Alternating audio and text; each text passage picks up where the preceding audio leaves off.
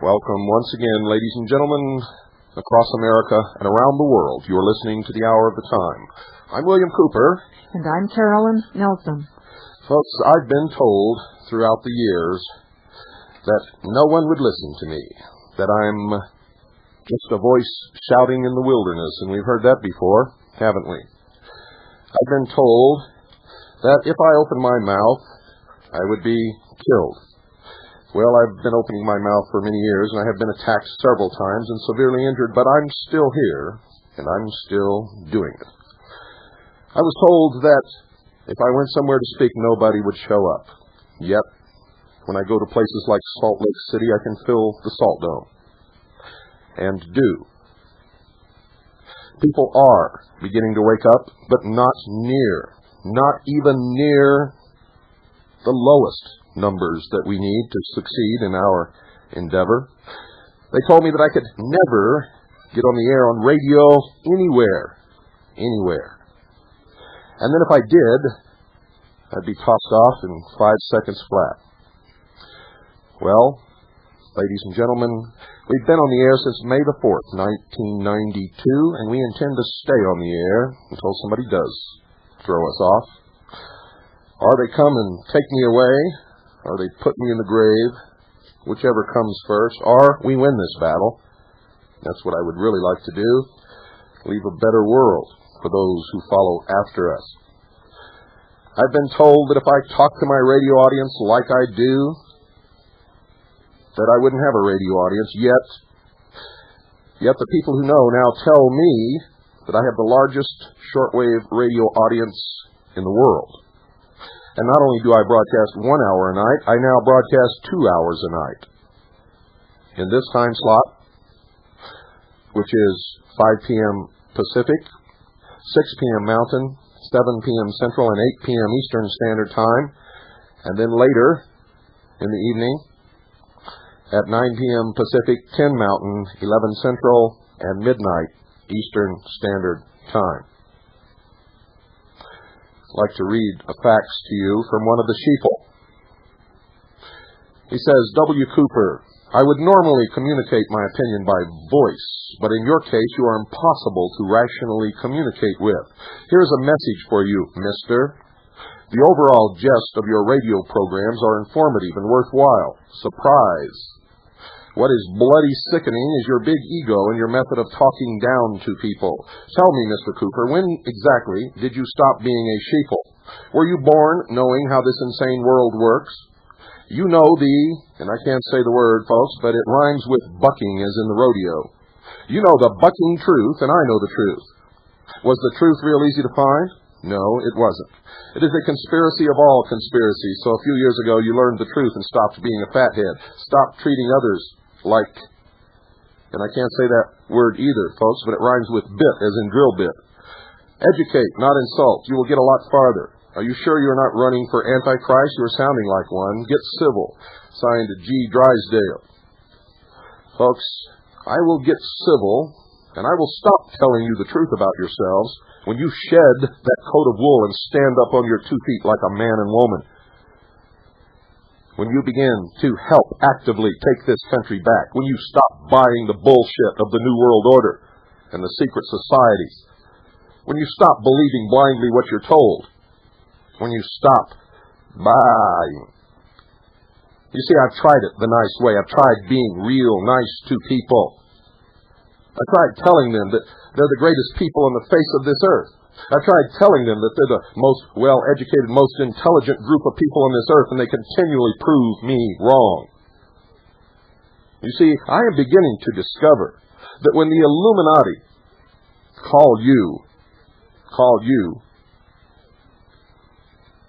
animals, that for the most part, it's true. Most people have never had an original thought in their life. Don't even know how to do it. People call me every day, asking me the most stupid questions I've ever heard in my entire life. Questions that if they just sat down and thought for 1 second, they could answer themselves. No, folks. I'm going to tell the truth on the Hour of the Time. I'm going to tell the truth always. And the truth is, most people are sheeple, not people at all. The reason we're losing our great nation is because of those sheeple. Because if people really could use their intelligence, if they really did stand up on their own 2 feet, and if they really were not sheeple, we would never be in this condition to begin with. And I have never shirked my portion of the blame. I have said on many of these programs that for most of my life I was just as stupid and ignorant and apathetic as everyone else. But I woke up. And I'm going to demand that you wake up. And until you do, I'm going to call you exactly what you are, and that's sheeple. And only the sheeple will be insulted by it. This man's, Mr. Drysdale, your contention that you know what's going on is total crap. If you knew what was going on, you would not be insulted by my attempts to wake up those stupid people out there who are allowing freedom to slip out of their grasp because of their apathy, their ignorance, and their stupidity. If I walk down the street and someone yells, "Hey, stupid," I don't turn around because I know they're not talking to me, and it does not make me angry. Get ready, folks. We've got a good show tonight.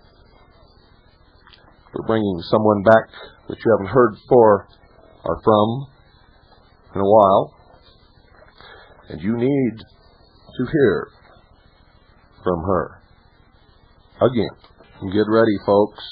Don't move from your seats, because right now, with no further hesitation, we bring you Waco, Part 46. Good evening, Linda Thompson. Welcome back to the Hour of the Time. Good evening. How are you? I'm fine. How are you? That's the question. Well, I'm alive and well and kicking and being a major boil on the butt of these people that are trying to take our government away from us, and I hope to continue to be for some time to come. Good for you. And you're just one lonely, helpless person, aren't you? Well, actually, not anymore. It's been really nice.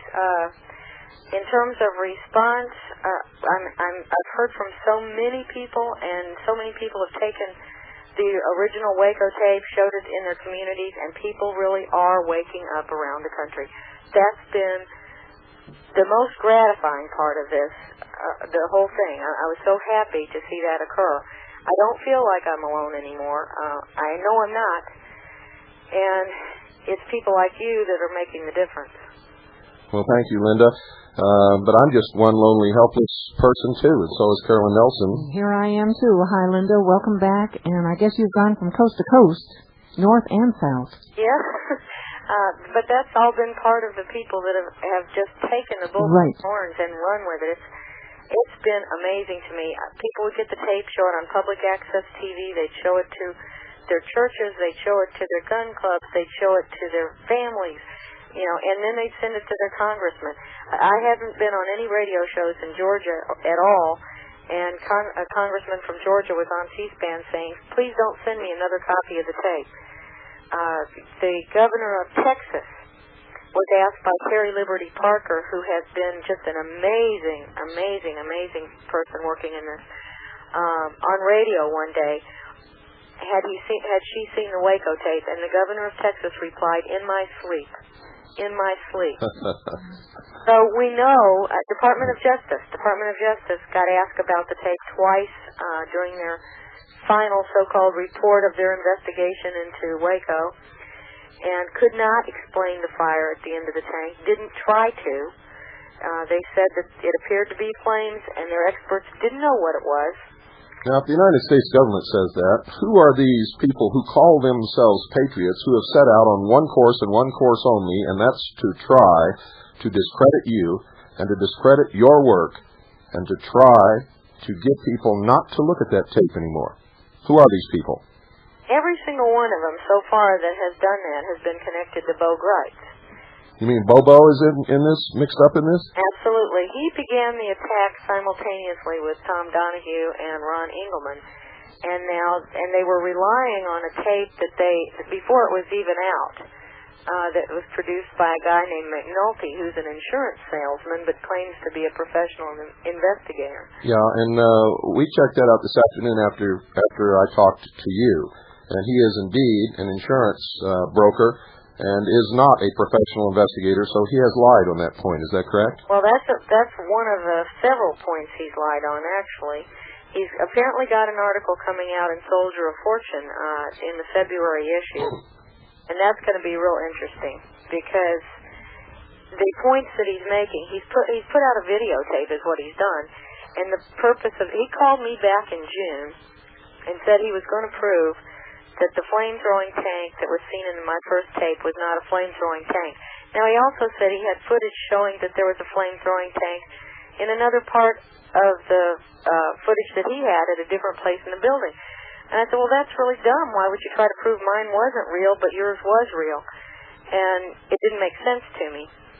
And I just pretty much blew him off as a nut and didn't pay any attention to him. And it took him months because he's just now come out with this footage. Well, what he's done is he's got a piece of footage that shows the tank backing up, and then it continues to back up on his tape, and it appears that what's on the front of the tank is debris. Well, in all the footage that we've had, I have never found a continuous piece of tape that shows the tank continuing to back up. I did find a piece of tape that shows a tank backing up with debris on it, but even that piece, and it matches the footage in McNulty's tape, but in even that tank, the debris is on fire, and that's what he cut off. And it's smoking, isn't it? It's smoking. And also, we've examined the tape, and none of the debris that's on the front of the tank has a reflective surface whatsoever.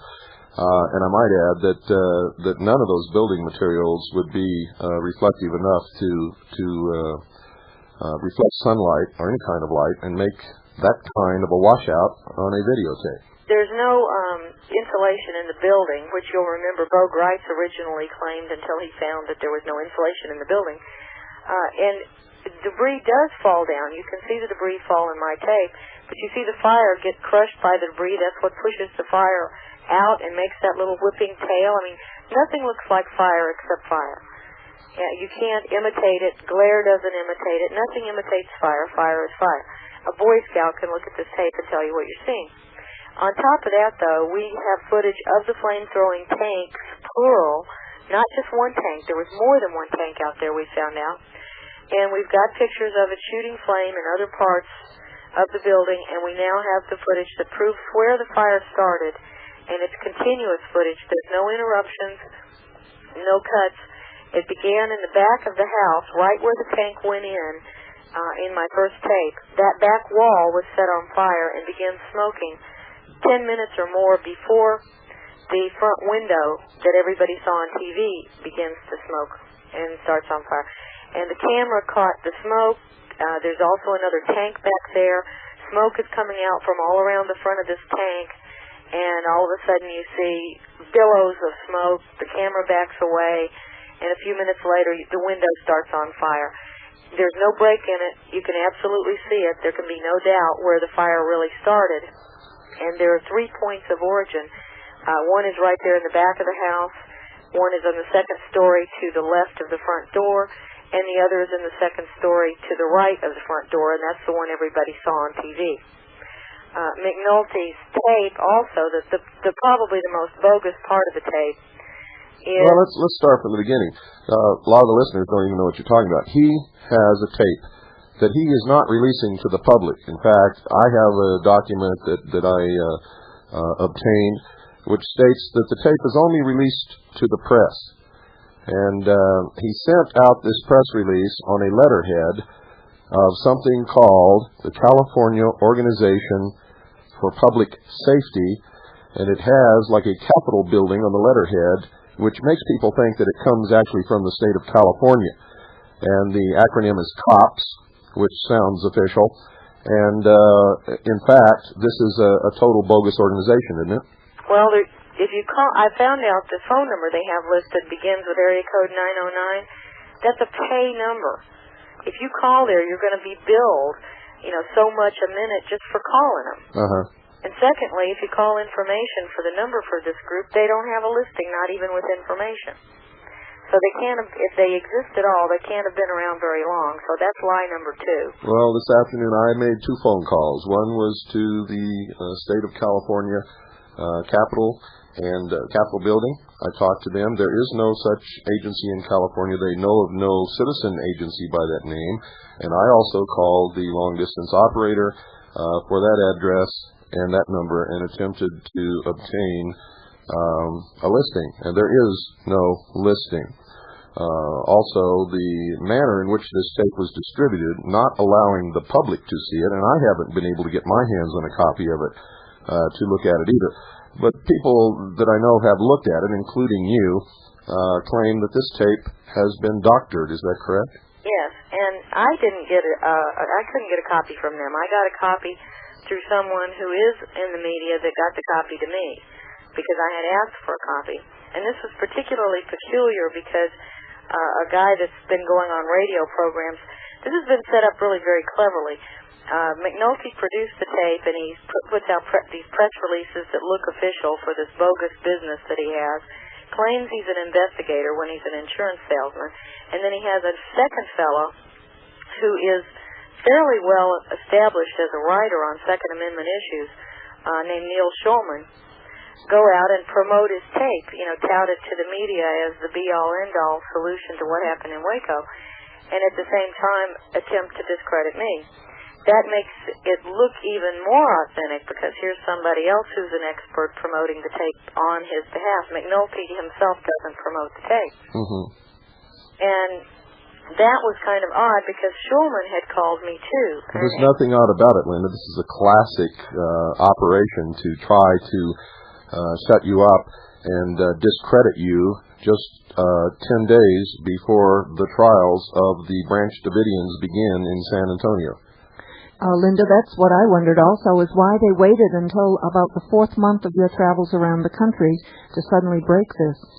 I thought it was kind of interesting, too. There was actually, the attack started the day the Justice Department report came out, and it was almost like the right hand didn't know what the left hand was doing because the Justice Department came out and publicly said that their experts would not say that that wasn't flame coming out of that tank. And they, that's really pretty good. I was amazed that they didn't get anyone to lie for them and say that it wasn't flames. So when the government won't even go to the point of claiming that it wasn't flames, it makes no sense to me for some group that claims to be a patriot organization to go out of their way to do it. I've told you many times, Linda, you're not listening to me. There are no patriot organizations. Well, these guys claim to be, so I guess that's how you can tell. That's what they claim to be, but there are no patriot organizations. The people who are bringing about the New World Order practice the Hegelian dialectic of political conflict resolution. They create the problem.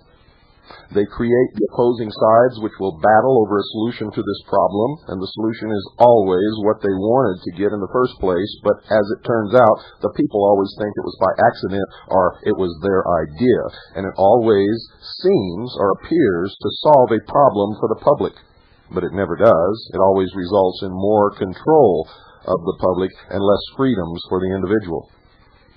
Well, that's obviously the case, particularly in the gun control issue, but back to this silly tape. In any event, I'm able to identify the stations that are, the government lackeys by who grabbed this up and started touting it. And that was what occurred right about the time the Justice Department report came out, which was back in October. Immediately after that, Tom Donahue had me on his program. And what he kept trying to do was get me to talk about vote rights, and I told him I wouldn't. I wanted to talk about the tape. And he then began to attack me on his program, along with Ron Engelman. Now, you remember Ron Engelman was the broadcaster in Waco, or in Texas, who got a job in a radio station right before Waco happened. Just immediately before, in fact. Exactly. And as soon as it was over, he left. Uh-huh. And that occurred to several media people down there. In fact, there was one station that had 26 employees that were hired before Waco and left after Waco. The other day, I happened to be calling Parkland Hospital and talked to a guy who said he was the administrator on call and that his name was Rick Stevens, which sounded like a bogus name. I was calling to check some information on the burn patients that were treated from Waco.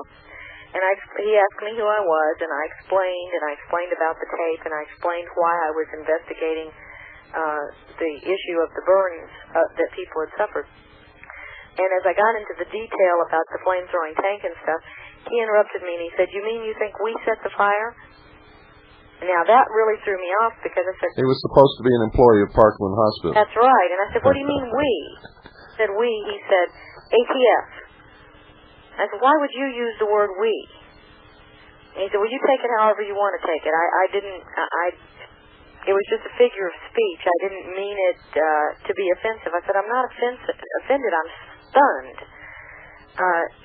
Why would you include yourself in a group of people that are government employees? Why would you say we? Are you a government employee?" And he said, "No." And I said, "Are you an agent? Are you any kind of agent?" He said, "No." And then I asked him, was he employed by ATF, and he denied that too. But it was really peculiar, and I'll tell you, it absolutely looks like this whole thing was a set-up deal from the very beginning. They had broadcasters in place. In fact, while I was in Waco, one of the broadcasters for NBC was a guy I went to law school with. Now, tell me why somebody that's going to be an announcer for a TV show needs to go to law school. Well, they don't, but they have to go to law school to be an FBI agent. That's right. They were in control of everything down there. During the Waco siege, when I arrived down there, I called the Waco Police Department in order to clear my press credentials, and I didn't get anybody at the Waco Police Department. In fact, when they answered the phone at the Waco Police Department, Sharon Wheeler was the person who answered the phone, and you didn't get past her unless you had some other kind of legitimate business that had nothing to do with the Branch Davidians. Well, Sharon Wheeler is an ATF public relations spokesman. That's absolutely correct. And another interesting thing is when the Branch Davidians dialed 911 that day, they got Lieutenant Lynch at the Waco Police Department. Now, Lieutenant Lynch works for the Sheriff's Department. He doesn't work for the Waco Police Department. Shouldn't have been there. Why was he answering the phone? Who sent him over there to begin with? Well, they had the whole thing covered in all areas from beginning to end. There is no doubt about it that this was a large, huge operation that involved elements of multinational law enforcement units, military, and even the British SAS, which provided overflights of reconnaissance aircraft and certain infrared heat-seeking devices so that they could identify where these people were inside those buildings. Well, I'm glad you brought that up, because the tape that we're working on right now, which for want of a better name, we'll call it Waco 2, we have found footage of military in uniforms on the tanks as the fire is burning at Waco, and they are not U.S. military uniforms. How's that for proof? Well, we've got tons of proof. That's just one more little stick put on the fire, so to speak. No, there's not any blue beanies, but there are uniforms that are not U.S. military uniforms, and they are on the tanks. They were driving the tanks. They were in the tanks. And I want somebody to answer that question. Who were these people? Why were they here? Why were they driving tanks on American soil to begin with, and why were they killing women and children? Against American citizens. There was also a United States Army psychological warfare unit on site, manned by military personnel, and that's where all the loudspeaker music came from, and the recordings of rabbits being slaughtered. Drills. They had every nasty sound you can think of on those tapes. Mm-hmm. I have gotten, some congressmen have written to the Joint Chiefs of Staff and different military and asked specific questions. They asked me to write the questions, and they submitted them to the military for answers. And it's really funny because depending on who got the questions, the answers are different every time. Sure. So they're lying through their teeth, because one guy says there's only 5 tanks out there, another one says there were 12. We can count at least that many in the footage that we have. This type of thing, they deny that the active military had anything to do with this other than advisory, when you can see there was, we've got a picture of a tactical Jeep with a machine gun mounted on the back and a guy standing on the back of the Jeep manning that machine gun, driving it through Waco, through the Mount Carmel property. And machine guns are not issued to law enforcement agencies. Absolutely not. And this is a big one. This is a big I should caliber machine gun. Yeah, I should rephrase that. The type that would be mounted on a stanchion on a Jeep is not normally issued to law enforcement We agencies. have pictures of the helicopters with military hanging out of the helicopters with rifles pointed down. There is a neighbor, Ron Cook of the Branch Davidians, who says that he videotaped people being shot as they ran out the back of the house, and that his videotape was stolen. But that even if that is the case, we've got pictures of the sniper nest set up in the back of the house in a barn. They sandbagged this barn inside, just all the way up the walls, and then made sniper holes so they could shoot out these holes. And they've even marked the paint like you'd notch a gun. Okay, we got to interrupt you, Linda, and take a short break here. Don't go away, folks. We'll be right back. Well, Linda, what's next? Well, that sniper's nest, I wanted to mention something I thought was truly just absolutely disgusting. The sniper's nest that the FBI set up behind the Branch Davidians' house that was out there the day of the fire, on the wall they were marking the people that they killed like you'd notch a gun handle. There were marks on the wall with paint, just little notches, and, drawn like you draw 5 sticks up and one across and so many on down. And that right there should be plenty of evidence that things were not as we were being told. The entire hostage rescue team of the FBI, the same guys that were up in Idaho, and I did verify this, all 50 of the hostage rescue team members were in Idaho at Randy Weaver's house. The same guys were in Waco. And the FBI wasn't there on the second or third or fourth day like they told us. They were there the first day. They were there from the beginning of this thing. And these are the people that murdered everyone in that place and have yet to answer for it. They've yet to answer for murdering Vicki Weaver. They're not the only ones, Linda. All of the people in the United States of America, all of the sheeple have to answer for this too. Because they didn't have to wait until those things happened to know that something was wrong. On the very first day, when a spokesperson for the Bureau of Alcohol, Tobacco, and Firearms gave a press conference and stated that they were there and had made a raid with guns drawn, firing on a church in Waco, Texas, because they had heard from a foreign source through the State Department that the members of the church were going to commit suicide, every single person in this country should have stood up and said, "You are a liar." But they didn't do it because they are sheeple. They are ignorant, apathetic, and stupid, and unless they stop being that way, you're going to see many more Wacos in the coming months and years. Well, let's talk ignorant, apathetic, and stupid about what's going on right this minute. The trial for the surviving Branch Davidians, 12 of them, they're charged with conspiracy to commit murder and murder of federal agents, is going on beginning January the 10th in San Antonio.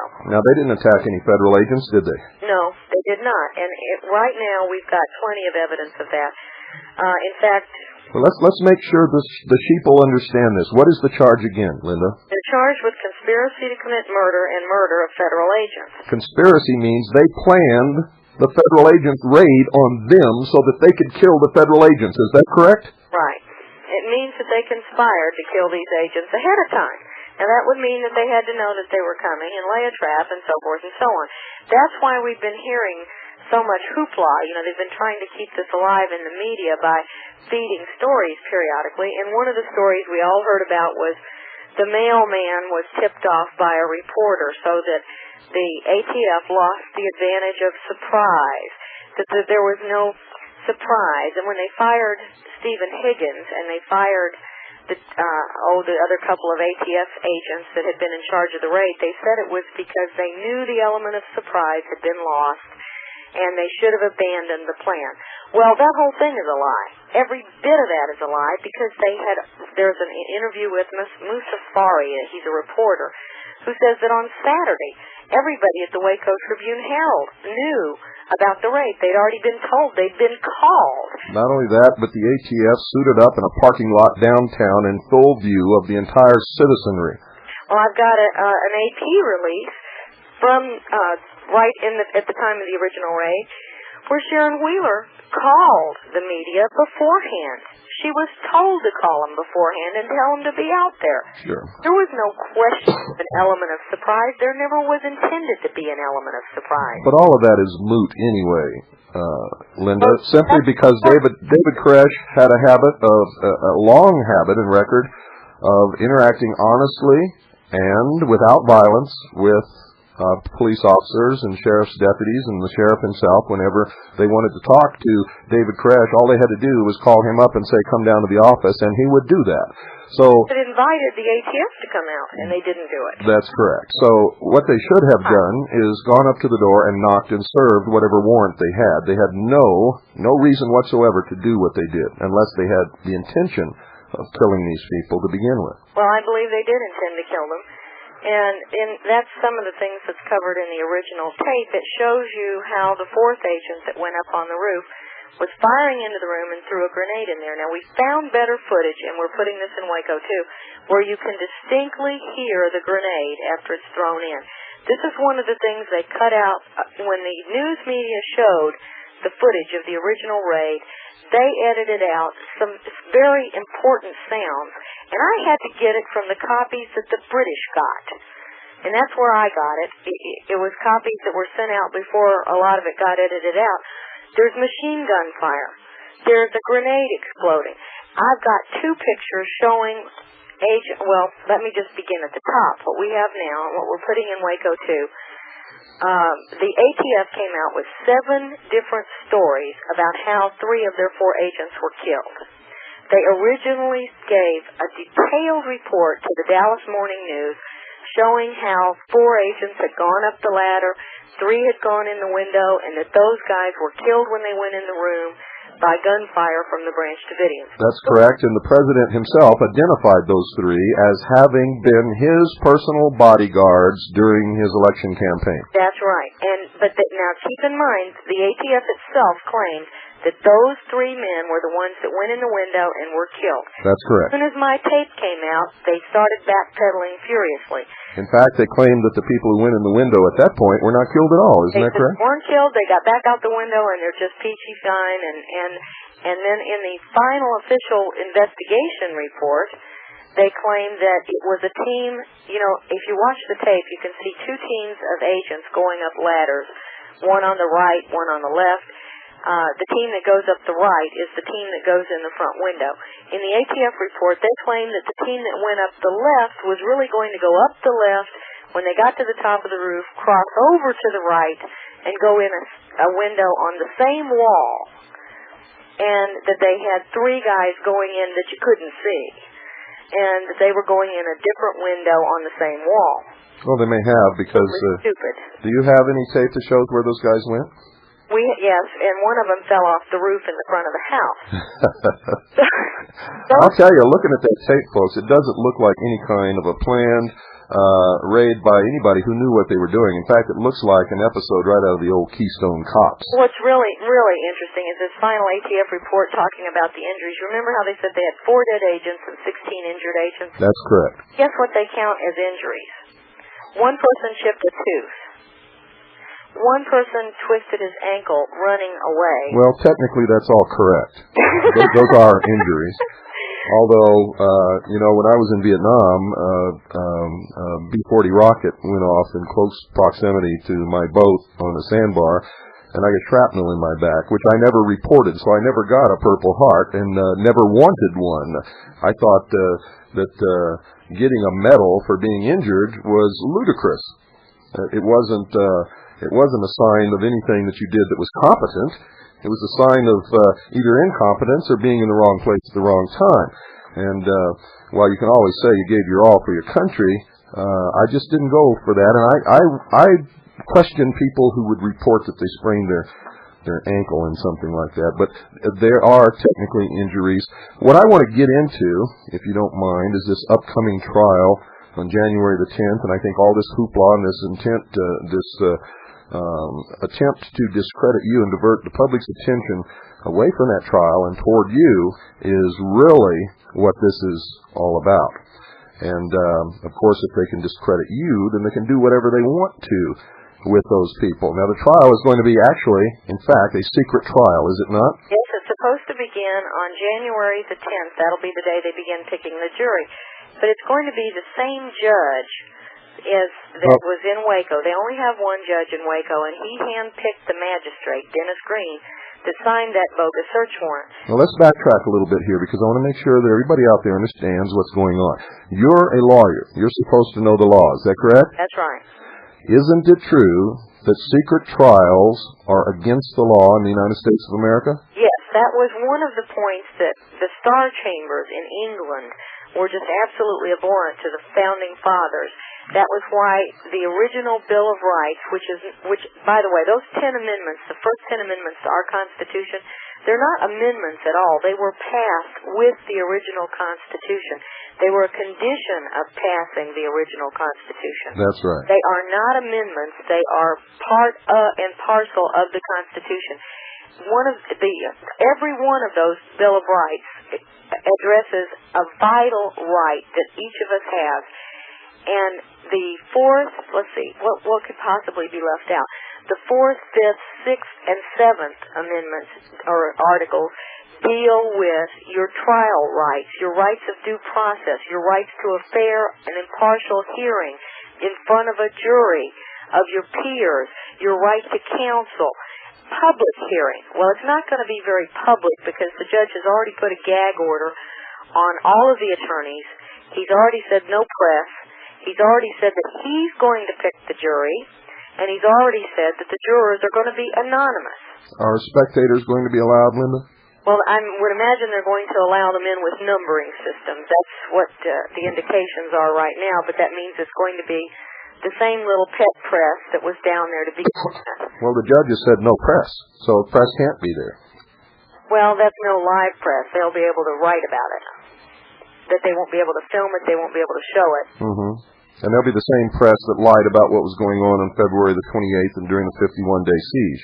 Yeah, and I want to bring up the point of a movie, and the reason I want to do that is it's a movie that won an award. It's called Panama Deception. It's available at Blockbuster Video, and it shows what happened in Panama and just how bad we were lied to by the media. And it also has one very telling point in it. It lists the media that were taken to Panama by the Pentagon. The Pentagon flew the media down to Panama. These are the government lackeys that they could guarantee to lie to the American public because that's exactly what they did. They lied to us because when you see this movie and you see this footage, this is real film footage in that movie. I didn't make it. I didn't have anything to do with it. But it was absolutely one of the most shocking films I've ever seen. It shows entire families were run over by tanks by our military in their cars. These whole families, men, women, and children, unarmed civilians, they dug mass graves, 5 mass graves to throw these people in. And this bunch of media, these dogs that the Pentagon took down there, were telling us lies. Well, it reads like a who's who of the media that was in Waco. And this should give you a clue about who is doing what. And they're all members of the secret societies. We've already checked with most of them, not every one, but most of them we have checked. They are members of the secret society. Now, including Freemasonry, for all you scumbags out there who think that your Freemasonic Lodge is such an honorable place to be, you are fools, I can guarantee you, and I can prove that statement anywhere. Linda, let's get back to Waco. The trial is on the 10th of January, is that correct? Anyone that's aware of the Fully Informed Jury Association, Fully Informed Jury is under a lot of heat right now. They're being attacked in California by judges. The federal judges are getting together. They've reported anyone that is helping with Fully Informed Jury to the FBI and claiming that it's jury tampering. Isn't it true that 98% of all federal judges are Freemasons? Well, I don't know that, but I would take your word for it for sure. Well, it's true. We have already made that affirmation.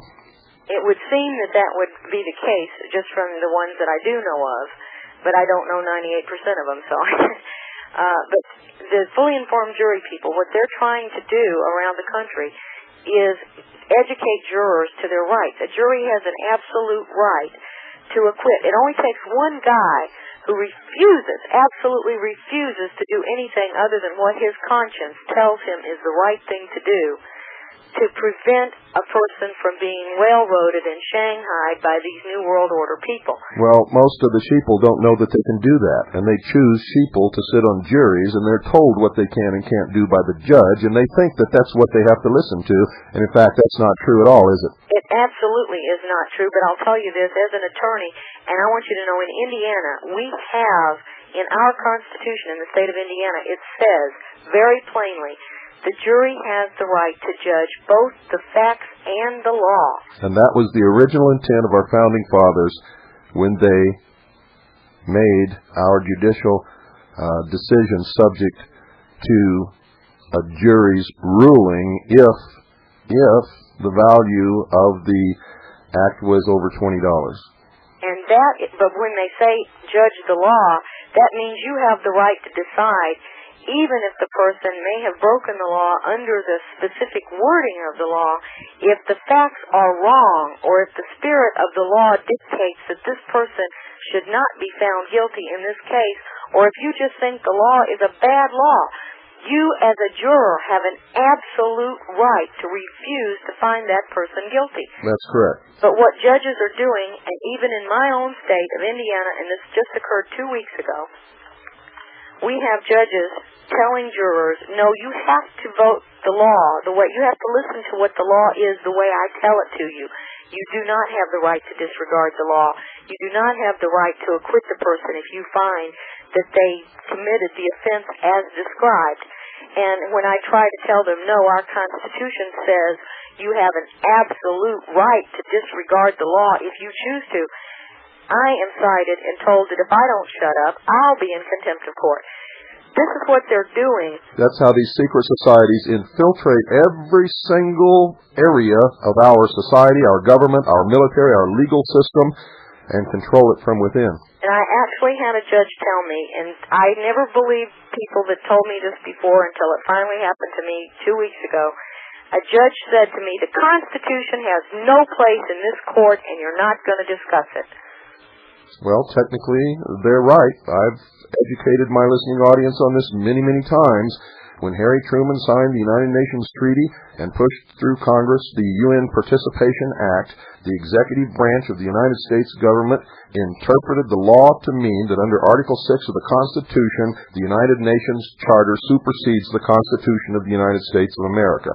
And in fact, when any judge is considering a ruling on a constitutional question, he must have in front of him a copy of the United States Constitution and a copy of the United Nations Charter and the resolutions which apply. Were you aware of that, Linda? No, I certainly wasn't. Well, that's a fact. I didn't know about the UN Charter. One of the things I did know was about the Federal Emergency Management Act putting the federal judiciary under the executive branch and directly under executive branch control. And I see the effects of that day in and day out in court. We've got judges who are nothing but government lackeys. They have no intentions of attempting to be impartial or to meet justice. All they're interested in is slam dunks, get the calendar cleared, let me out of here, I'll go play golf. And I'm very disgusted with the entire system to such an extent that I am not going to practice law anymore. You know, I have a steady listener who constantly writes me letters, and he lives down in Texas, who has made the connection between these people and golf, and what he wants to do is go shoot all golfers. Well, I told him to hold off and don't go doing anything like that. But this trial in Waco promises to be a total rigged deal. Mark England, you might remember, he's the reporter at the Waco Tribune-Herald. You know, Linda, I hate to do this, but we're running out of time. I need you to wrap it up in about 30 or 40 seconds if you can. Oh, quick, can I tell about the music video? Yeah, real quick. All right, we've got a music video. It's just devastating. This is something that even the left-leaning liberal media, the dumbest people, the biggest sheeple, any idiot can see this video, and their eyes will be opened. I'm not kidding you. It's a music video. The number to get it is 1-800-749-9939. 1-800-749-9939. We just finished it today. It is devastating. Waco 2 will be done in about 2 weeks. We've got the footage that I talked about here earlier is in it. There's a lot more than that, and we're going to absolutely prove that the government's version that they've come out with now on this terrible tragedy of the gym collapsing in the McNulty tape is a lie. Well, we know that McNulty's lying. We know that everybody else who has attacked you and tried to besmirch your character. You see, when the enemy can't deal with the facts, they always try to destroy the character of the person who is threatening them. Well, if the court jester brings you the truth, it is still the truth. And who are you going to believe? That's right. Their own eyes or their lying mouth? You know, to me, if I can see it in front of my eyes on tape that has not been digitized like McNulty's was, on videotape that's just straight, what you see is what you get. When I can see them murdering people using flame-throwing tanks, snipers, and the whole 9 yards, I don't need to hear the government's explanation. What I want to see is every one of those guys on trial for murder and treason. And I don't mean the Branch Davidians. I mean Bill Clinton, Janet Reno, Jeff Jamar, Bob Ricks, Stephen Higgins, Mike Benson. I got to interrupt here, Linda. I want to thank you once again for being an excellent guest and for all the work that you're doing. Oh, Bill, thank you. You, as one lonely individual, are putting all those people to shame out there who keep giving me that excuse. There's nothing I can do. I'm just one lonely little individual. Or I'm a woman. I can't do anything. I want to thank you. You are truly a real patriot. You put a lot of these idiots out there, including this guy that wrote me this thing tonight, G. Drysdale, to shame. They're sitting out there. I want to ask the men, what are you going to do about this kangaroo trial in Waco? Well, that's my next question, folks. Are you going to allow this to happen, or are you going to continue to be sheeple? As you allowed all those people to be murdered, are you going to allow the survivors to be destroyed by this society and locked up in jail or sentenced to death? What are you going to do, sheeple? Don't ever criticize me for calling you what you are. You are stupid, ignorant, and apathetic, the majority of you. Some of you are smart, intelligent people and are helping in this battle. And God bless you. And whether you believe it or not, good night, and God bless you all.